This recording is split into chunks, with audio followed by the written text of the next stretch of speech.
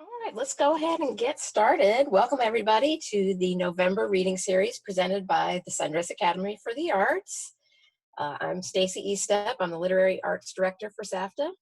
And in case anybody doesn't know, SAFTA is a writer's residency and arts collective that hosts workshops, retreats, and residencies for writers in all genres, including poetry, fiction, nonfiction, journalism, academic writing, playwriting, and more. And you can find out more about us at sundressacademyforthearts.com. We want to thank the Tennessee Arts Commission for a grant which has made it possible for us to pay tonight's readers. Yay! And now please welcome our Community Outreach Director, Arlen Dunn, who's going to tell us about this month's community partner. Arlen? Hi everyone, I'm Arlen. I'm the Community Outreach Director. Every month we partner with another local nonprofit in the area to raise awareness about what they're doing in our community. And this month we have partnered with the Shora Foundation. Shora is Nigerian for safe space. The Shora Foundation empowers and engages under-resourced communities through its after-school and summer camp programs, and they also include social and educational enrichment for children and youth. The latest program from the Shora Foundation is the Roots Collective Growth and Developmental Center that focuses on small business development with a shared workspace and site of entrepreneur resources for Black business owners to develop sustaining and inclusive growth and reduce the adverse effects of the wealth gap. We have the honor of having Tanika Harper with us tonight, who's going to share more information about the Shora Foundation. And in the chat, I've provided the link of how you can donate. Hello, good evening, everyone. Thank you for having me. My name is Tanika Harper, and I am the CEO and founder of Shora Foundation. Shora was founded in 2008, so it's kind of been around for a while. And our main, program that we've done the longest is our youth programming in East Knoxville, where we serve kids all year long in the 1st through 8th grade, focusing on academic achievement, mental health, food security, and social justice. So those are our 4 initiatives through our youth programming. Here recently, within the last year and a half, we have been pouring into our Black entrepreneurs, our small business community. For those who may or may not know, Black Knoxvillians make up 17% of the population, but make up 42% of the poverty rate.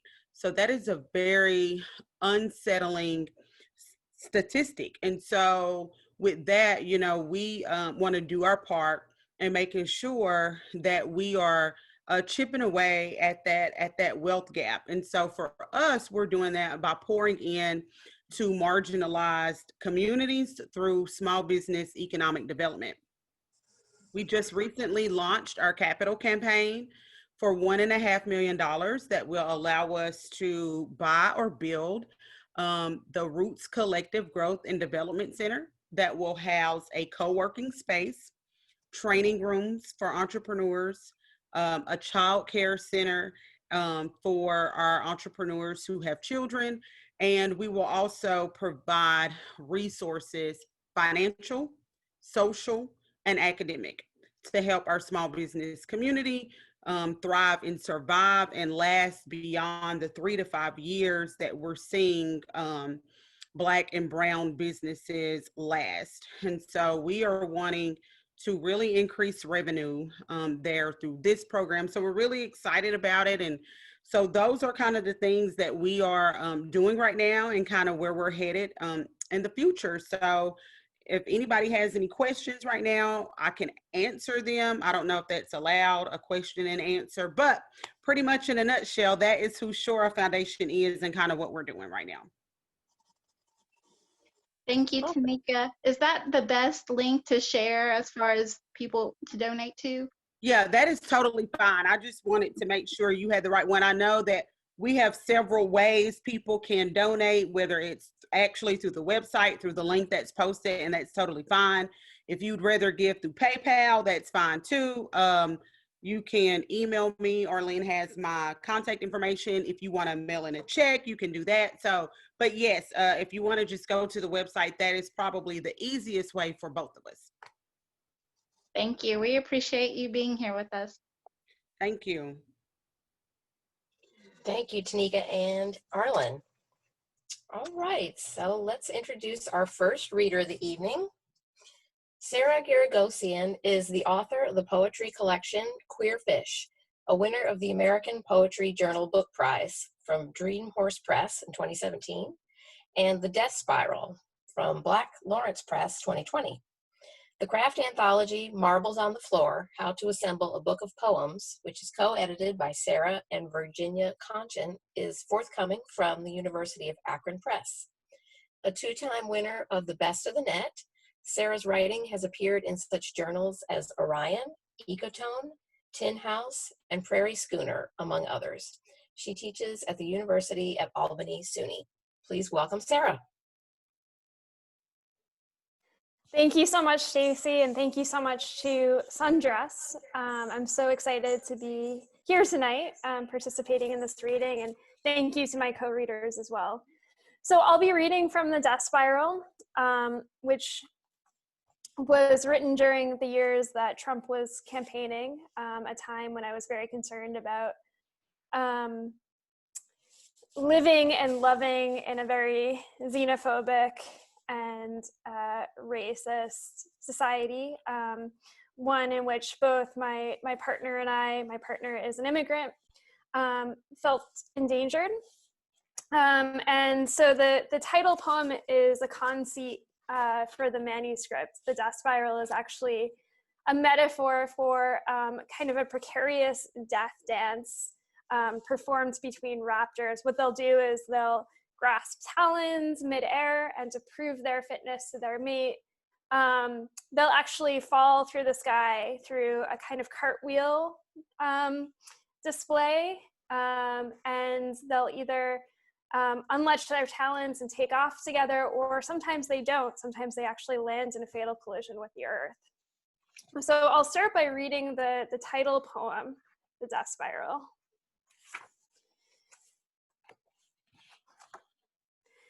Suppose that to marry is to defy death, talon to talon, to promise to learn together the art of free falling as mutual deference.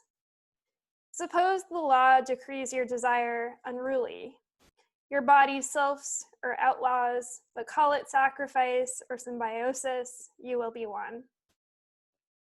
Suppose that, despite cartwheeling down an updraft of air to the upsurging details below, skyscraper, factory, tree, car, you study only the pale cream moons of her eyes, stricken below their hood, cincture of her wingspan, wind riffled, and the muscly clutch of her tendons sounding blood.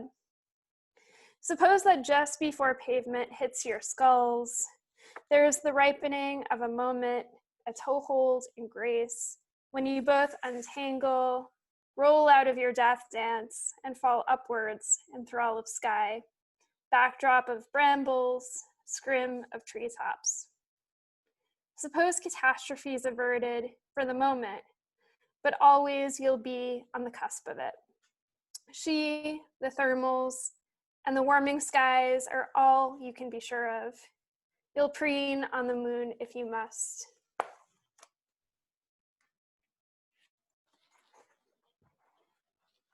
This next poem is called New Talk, Alaska, and it's about the Earth's first climate refugees, which is an indigenous community called the Yupik.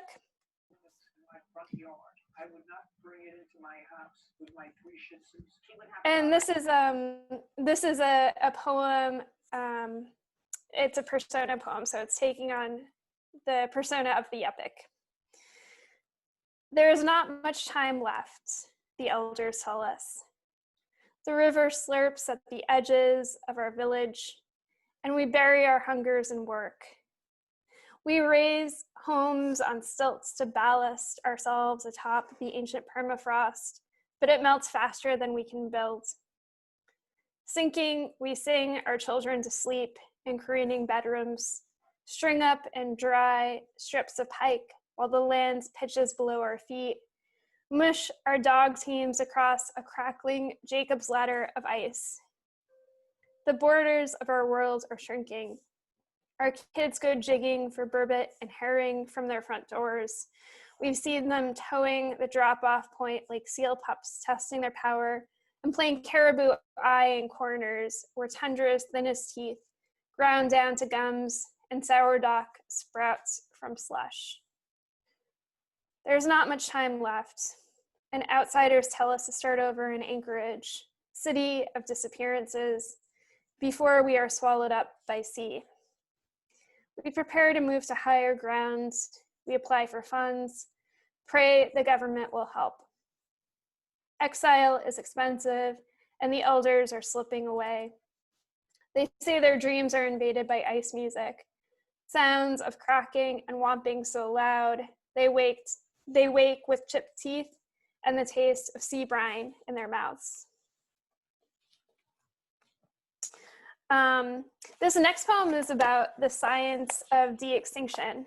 It's called Mammoth Resurrected, and at this time we have a technology called CRISPR, which is a gene editing technology to essentially resurrect extinct animals, such as the mammoth. And there are some who advocate this because there's the belief that this will have a salutary effect on certain ecosystems, but this poem tries to explore what that science would mean at the level of the individual rather than the ecosystem or for a species. So it's Mammoth Resurrected. Before my birth, father was more than fossil. Pickled in tundra, he still had his undercoat of grizzle, teeth, and a knee broken and folded in tighter than a jackknife. When they found him as perfect as the day the sinkhole swallowed him, they dreamed me up.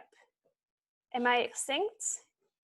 No, called back, claimed the minds that made me, coaxing DNA from father's bones and toying with mother's genome to invent a new sequence for me.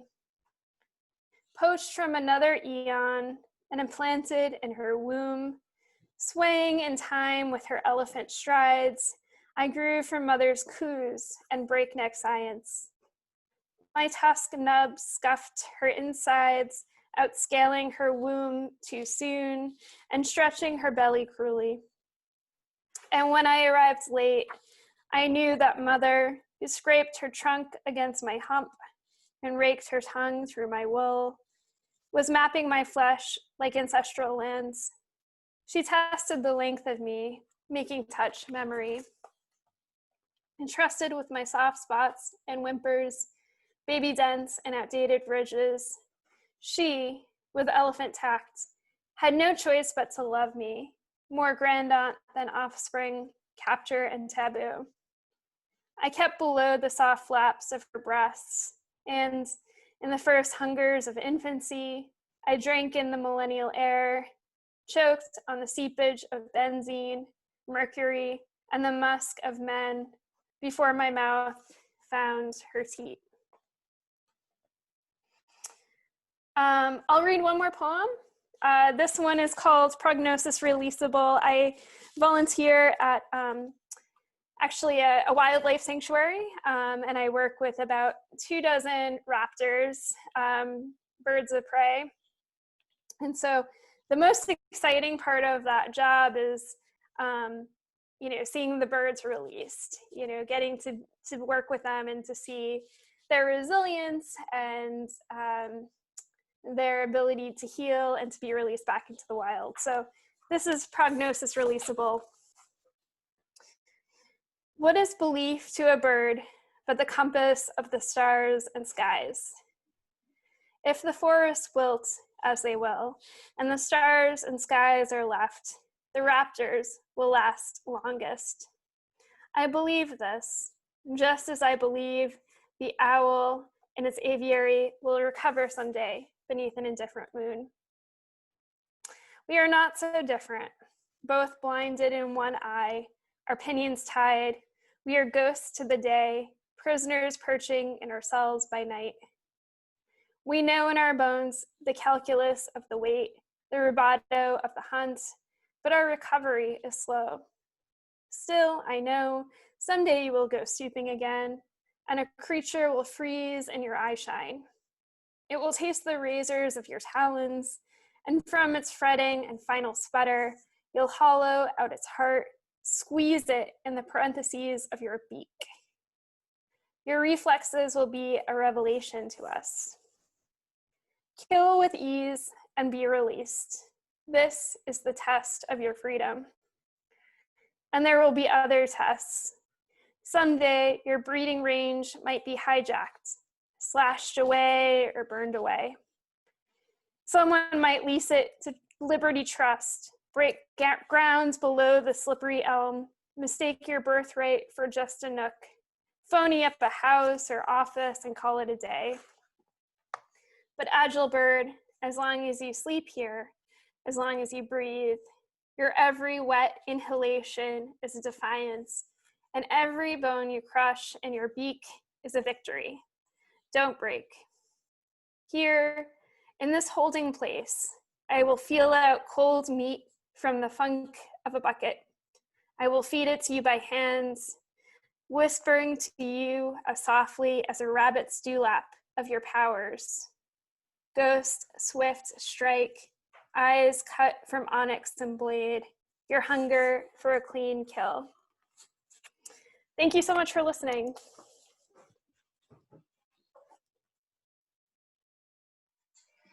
Thank you so much, Sarah. And everybody, you can check the chat for the link where you can buy your own copy of The Death Spiral. So check that out. Okay, up next we have Sabrina Sarro, a social worker in the state of New York. They hold an LMSW from Columbia University and are currently pursuing an MFA from the City College of New York. As a queer, non-binary writer of color, they are most interested in investigating the intersectionalities of life and engaging in self-reflection and introspection. They are an alumnus of the LAMBDA Literary Emerging Voices for LGBTQIA Writers Retreat, the Bread Loaf Writers Conference, the Yale Writers Workshop, and many others. They have received scholarships from the Martha's Vineyard Institute for Creative Writing and the Community of Writers at Squaw Valley. Please welcome Sabrina. Hi, everyone. Thank you so much for having me here. I'm really grateful to be here. I'll be reading a short excerpt from a memoir that I'm working on called Hungry.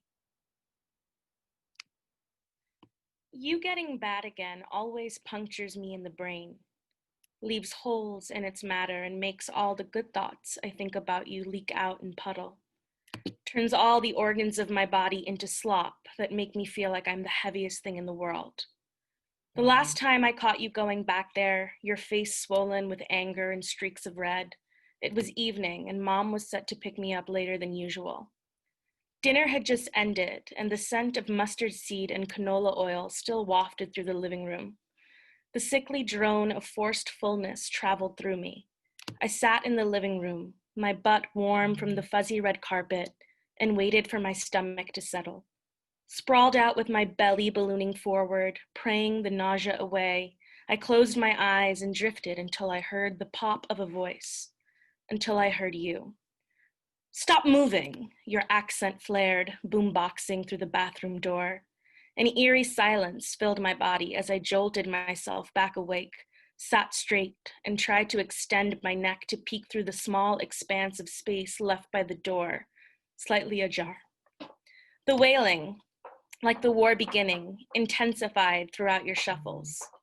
Poor Rahul, how did he stay quiet for that long? I thought to myself as I heard him cry out, unable to do anything but imagine you, the babysitter whom we all loved, stuffing perfectly formed balls of his own vomit back into his mouth. That was your thing, making us eat when we couldn't, when we didn't want to, when we were full and said, no more now. To which you replied, we don't waste food in India, finish it now. This is how the badness crawled through your being and gave you a different face. One I didn't recognize when you brought us the best birthday gifts, when you were sweet to us, when you were sweet to me. When you finished and finally came out the bathroom, I turned my face down and stared at my hands. I didn't even have the energy to look for Rahul, the shadow of his tiny body, something I could already feel. You thumped your weight through the ground as you turned a sharp left and went back to the kitchen. You might have let out a sigh or a word or even a tear, but I don't know because I can't remember. I picked my head back up, slowly turned, and found Rahul's brown eyes. His skin looked so lush and smooth. His scared face suddenly turned into a smile and then a giggle, a total toddler thing to do. I stayed on him, my gaze on his tiny toes, and wondered if he too would grow up to remember the massacring in this house, how he had to fight to keep his body alive, even at the age of 3. I turned away and looked to the left, out the window. Mom would be here to pick me up soon, and I know, just like I have always known, that today will be another day I can't tell her about. Growing up, I thought the relationship between food and rape was close to non-existent, until the first time I caught Shelly Masi force-feeding one of the other children his own vomit. Little Rahul could barely finish the heaping mass of basmati rice on his plate, let alone the dal, potatoes, and sabji Shelly Masi took the time to make. You must finish all of the food, she foamed at the mouth, becoming something unidentifiable before us, dragging his little body to the bathroom as he purged some onto the red carpet, leaving a trail of mustard green. Hey, Shelly Masi grew louder with each of Rahul's intermittent screams, tears pooling at his chin, his stomach becoming one contraction after the next. In the living room, I saw the terror, averting my gaze but looking in every so often to see her rolling vomit into tiny balls she'd then stuff into his mouth. Silent, while nibbling on my lower lip, I chanted, "I'm so glad that's not me. I'm so glad that's not me. I'm so glad she would never do that to me." And that's where I'll end. Thank you.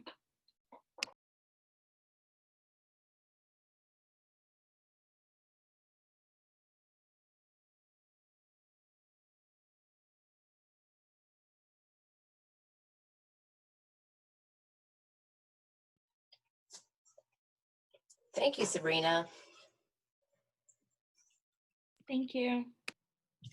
And everybody, you can find out more, read her bio again in the chat. Sorry, I'm looking at my notes for the next reader. Here we go. All right, our last reader tonight is, sorry, their bio, I'm sorry. Third is Rosanna Alice Boswell Recchia, is a queer poet from upstate New York. Her work has appeared or will soon appear in Driftwood Press, Jarfly Magazine, Capulet Magazine, and elsewhere. Rosanna holds an MFA from Bowling Green State University and is currently a PhD candidate in English at Oklahoma State University. Her first collection, Hiding in a Thimble, is forthcoming with Haverthorne Press in January 2021. You can find her on Twitter at Swell Bunny, posting about feminism and her love of exclamation marks. And you can follow her work at her website, and we will have that link in the chat. Please welcome Rosanna. Thank you so much. Thank you, Sundress, for letting me be a part of this reading. I'm so excited. And thank you so much to Sarah and Sabrina for sharing your gorgeous work. That was amazing. And special thanks to my parents who are here. They have been very patiently listening and reading my poetry for the last 2 decades. And I'm really glad they're here. All right, so I'm gonna start with a few poems from my book that's coming out in January. Yeah, I'm just gonna jump in. All right, this is called Skinny Husband. My man wears a watch over his gloves, and I have hands to test bathwater in teaspoons and wash the baby in a pan.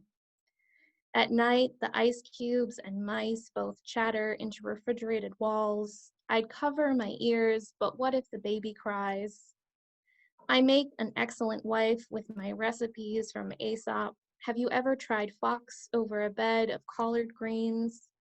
Everything edible has a moral, and I put out a welcome mat for the moon and other men who come calling. It's good hospitality to wear an apron over lingerie, and winter is the warmest for milkmaid skin and hollyflowers. I almost imagine myself a pomegranate with all that hidden flesh for plucking. I'd love to season my throat for you, rosemary and rock salt. All right, this next one is called Doe Eyes in the Headlights. And in this collection, there are different personas, and 3 of them are woodland creatures. So there's Bunny and Doe Eyes and Mabel Bushytail, who is a squirrel. And this one is about Doe Eyes, who's a deer. So Doe Eyes in the Headlights. Long legs say, hey, look at me, noble-kneed and delicate, from hip joint to cloven hoof. Don't you just want to mount me on your wall? No one bats an eye before our impact, my body and your velocity. Who could predict the outcome?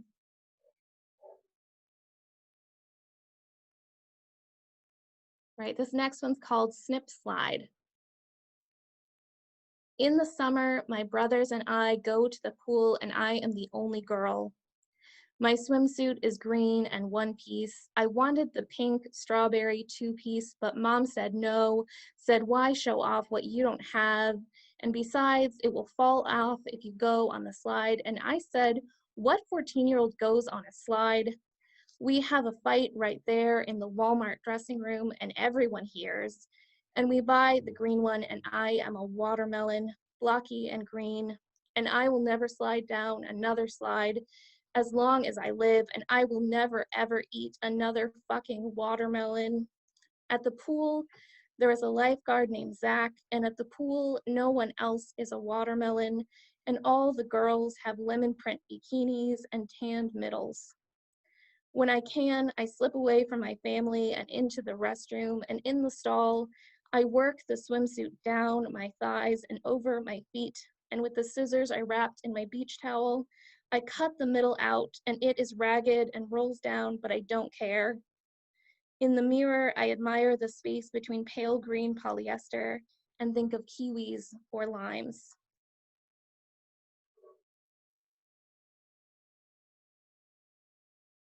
All right, these next few are new poems. So these are all ones that I wrote in the last 6 months or so.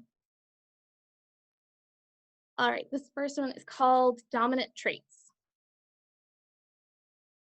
So what if I am a little prophetic? Sometimes I dream a thing before it happens, but sometimes I hear a faucet dripping and I don't know where it's coming from, a pipe in my apartment, or my body's inner plucking for attention. What is the difference between knowing patterns and finding them? Am I looking for signs just because I'm an optimist? I can never remember the exact time of my birth. I really am a wannabe astrology hoe, but at least I know I was born at home on a Tuesday and my parents forgot to wake my siblings for my arrival. My father must have held me in the morning, showed me red rutabaga baby to my siblings, still half annoyed and half asleep. I loved the attention even then.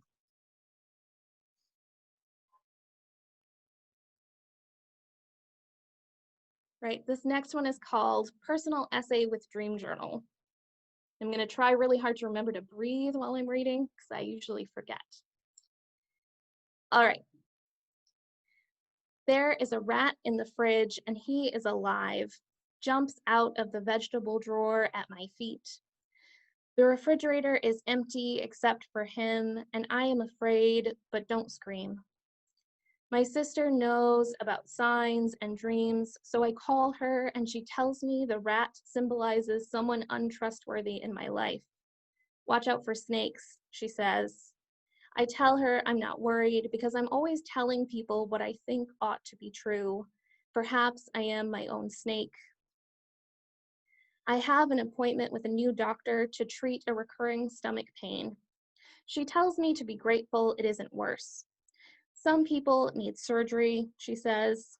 I tell her sometimes it's hard to catch my breath when it happens, a hot throb that wraps my entire chest. She tells me some people experience that all the time. I didn't know I had to qualify my pain, but I take her prescription anyway. Make myself small when my husband drives me home. I tried therapy a year ago, but my counselor told me to try positive thinking. So now I dream journal instead. I write that a man tells me he will open my skull like a flower petal with a shard of broken glass. I tell myself I'm afraid, but think I know what he needs, and draw close enough to scold him, tell him to stop, to be still. I hold his head against my chest and say everything is okay, and I don't let go. I dream that I am drowning in a swimming pool in the middle of the day. My clothes are so heavy and I'm too tired to swim, even when my mother starts screaming and I know I should just try a little harder to pull myself out of the water's mouth. I don't call anyone about this dream because I am not the daughter anyone should worry about. I have always been a self-cleaning oven. Did I mention in the dream there is a house, another woman watching, or that I wake up halfway through and make myself crawl?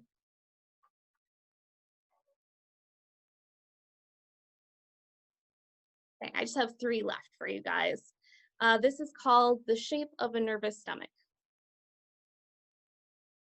I used to get sick every Saturday morning on the drive to ballet lessons. Car pulled to the side of the road to heave an empty belly on the grass. Every Christmas was the same. Before presents, kneeled over and coughing white-yellow froth into the toilet bowl. I am confused by the phrases we use to explain things away. A tough childhood can mean that you grew up without cable or Disneyland, or it can mean your father drank himself into a sightless rage every night. My father didn't drink. Evangelicals lean heavy on discipline and respect, any means to get it. Perhaps there is a Venn diagram for childhood trauma, or perhaps it's not that hard to pretend that nothing before age 18 matters. I've made a playlist for every feeling there is, 1 for horny, 1 for lonely, 2 for hungry. Fat girls can't have eating disorders because we are not the right aesthetic for that kind of trauma. Try low self-esteem instead. Google how to care more, suggested text. Enough, suggested text. Then diagnose yourself. I'm better at posing for thirst traps than orgasming because I can only relax long enough for a camera shutter. At least my husband will have a gallery of my body on his phone, enough to outline my massive frame. When I do come, it is with a gasp of surprise, my body holding onto his and shuddering into a boneless shimmer of pleasure.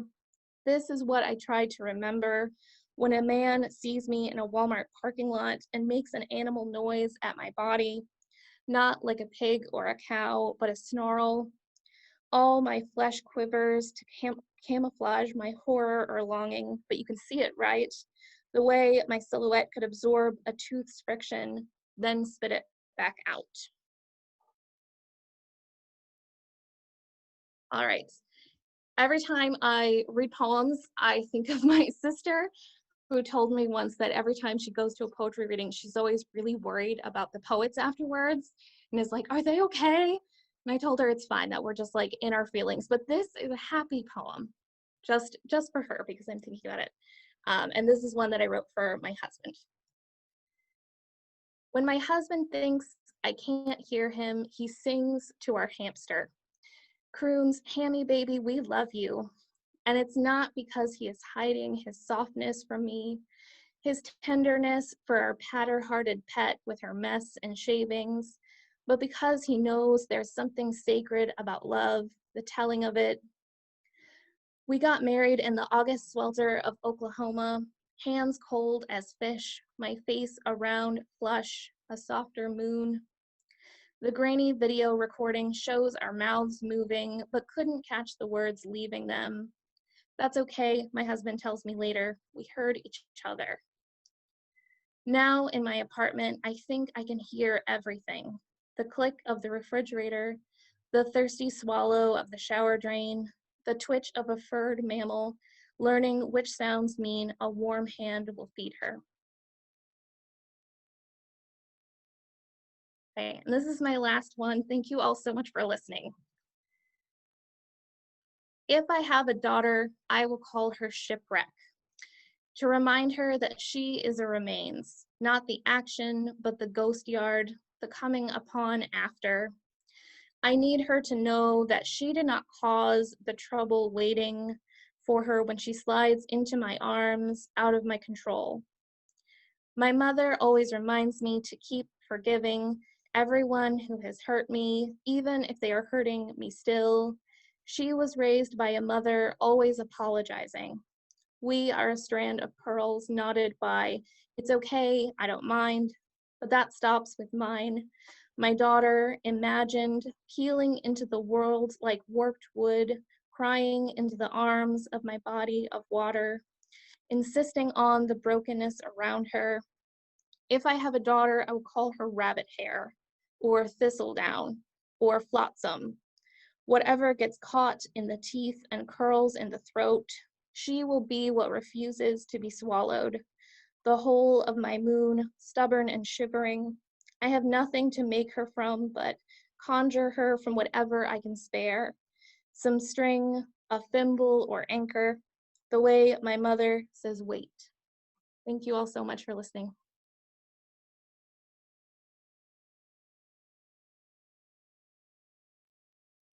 Thank you, Rosanna. Thank you to all of our readers. Yay, another round of applause. Let's go ahead and open it up for Q&A. If anybody has any questions for our readers, please just drop them in the chat there. And we will see what is on people's minds here.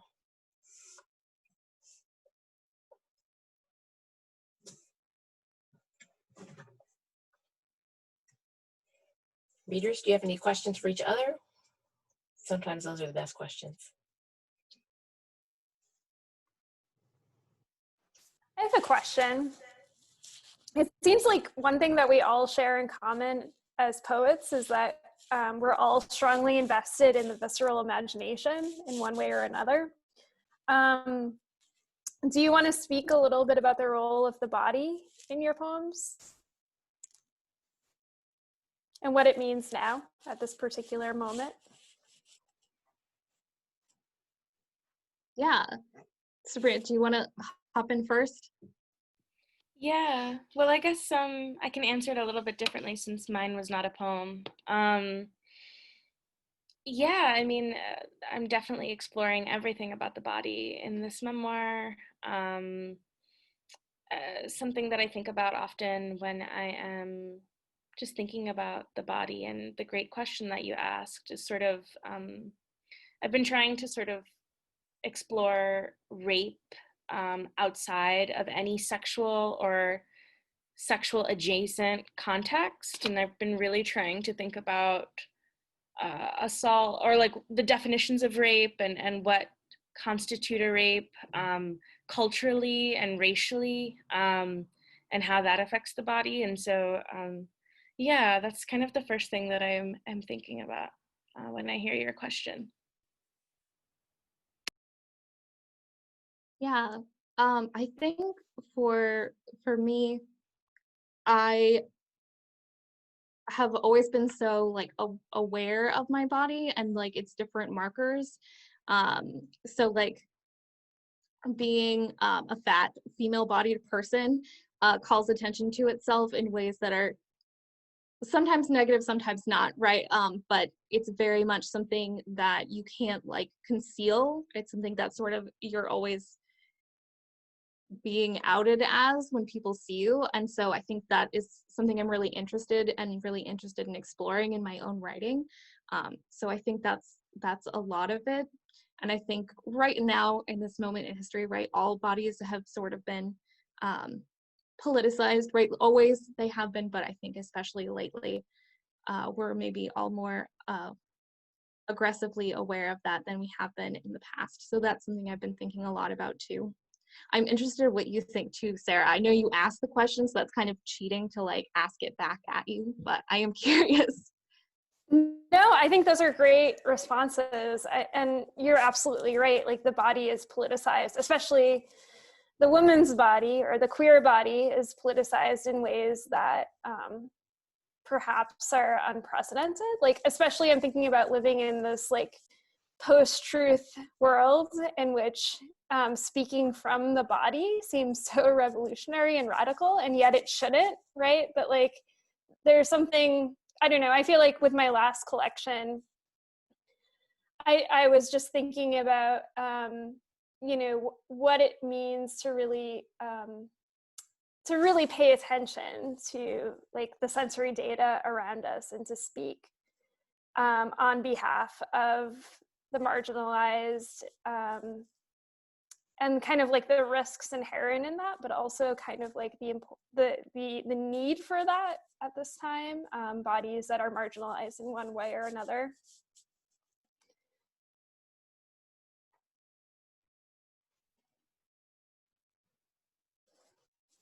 Great. Okay, someone had asked for you readers to recommend some poetry collections that you've particularly enjoyed or that have helped you in your writing process recently. My favorite collection that I have read this year is Blood of the Air. It's a chapbook by Amakajo, and it is so good. Like, I think everyone should be required to read it. It's amazing, and it's helped my poetry a lot.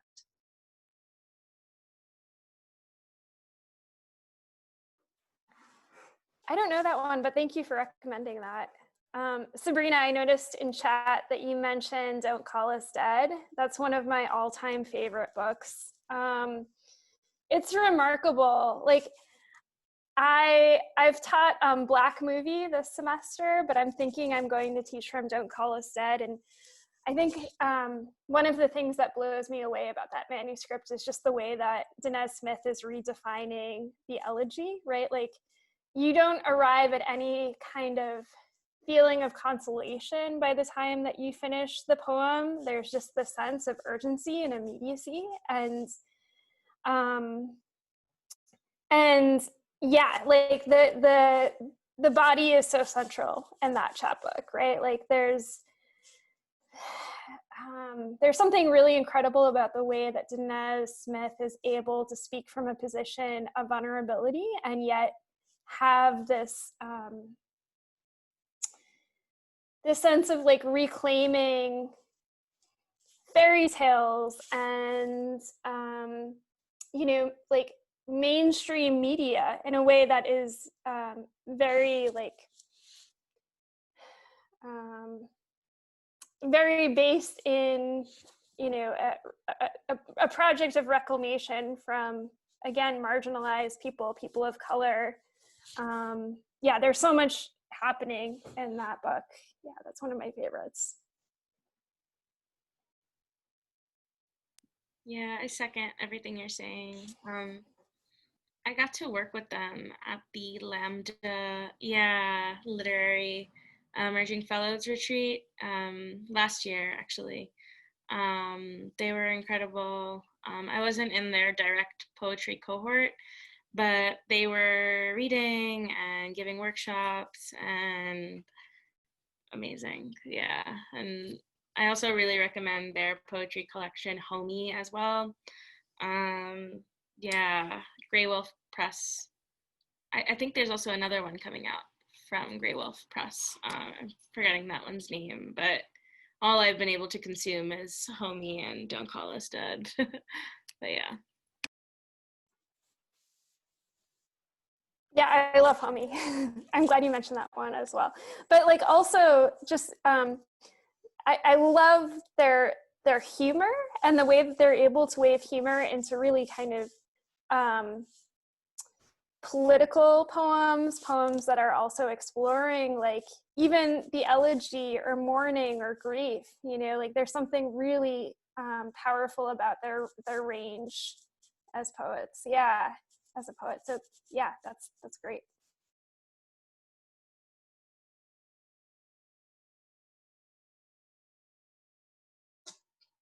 Okay, we had a question in the chat about process. If everybody could talk a little bit about your writing process.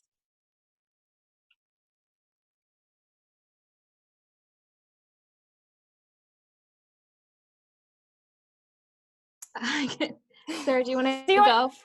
Go ahead, Rosanna. Okay. This is such a good question. I've been thinking about this a lot because I just started back school again. I took like a 2-year break between my MFA and then going back for my PhD. And I wasn't writing much at all. And there's nothing like deadlines to get you writing again. So that's been really great for that. But I think as far as like process for actually constructing poems, I work a lot from little like snippets. So I'll get an idea for like one line or for a title and work from those. I've been having, I think because like I've been at home just inside for months and months and months now, like all of us, been having really weird dreams. So I've been working with those a lot in my poems as well, which has been a lot of fun.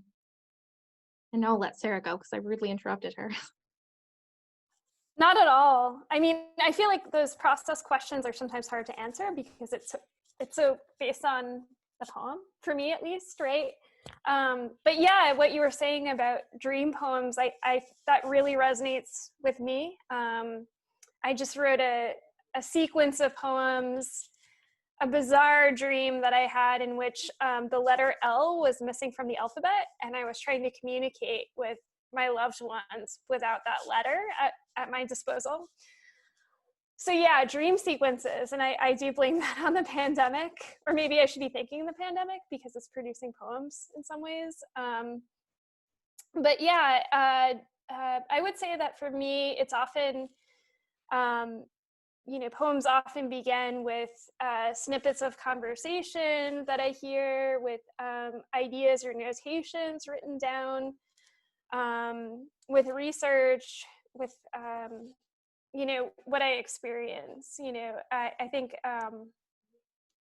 like I'm an eclectic reader, and so I never really know what's going to inspire something, or what, you know, what I experience is going to move me to write a poem. So it's different every time, but I have been embracing erasure more and more in my poems. Like I'm really appreciating the process of like winnowing out unnecessary words and finding the poem through whittling out language. And I think that maybe is because I'm reading more Merwin. Like I just so appreciate the clean, very carefully chosen language that Merwin uses.